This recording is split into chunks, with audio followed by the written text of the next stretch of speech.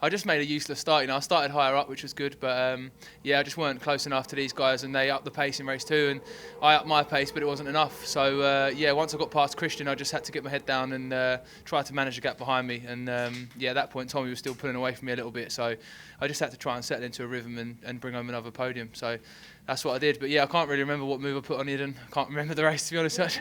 I just yeah, just got my head down.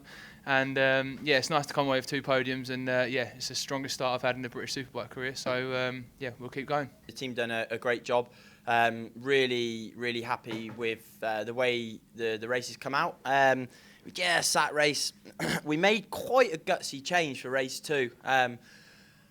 And we were able to up the pace, but obviously so was Josh. So not tricky races, because to be fair, we've had a mega start to the season, and now we're joint championship leader, which is good for us and good for the Ducati. So yeah, I think like you can see this weekend the Ducati has been a strong package to be on.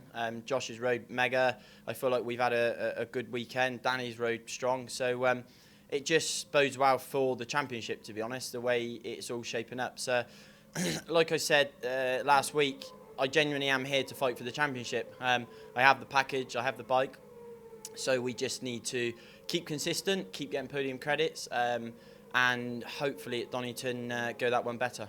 Before the race, I was obviously starting out a second, so I knew from race 1 Tommy was going to be a big threat. But I was also a bit worried about Danny, because I knew that he'd come through the pack quite strong in race 1, and in that race he was starting a lot further up the grid. So I was thinking, well, it could be the 3 of us sort of battling out at the front here. So I was really desperate to get a good start, and I did. The bike kind of lurched when I engaged the clutch, but I still got a good start. So it was nice to lead into turn 1, and I just wanted to try and stay clear of any trouble, and I knew there was Tom right behind me, so I just put as fast a lap times together as I could. The race pace was a lot quicker in race 2 than race 1.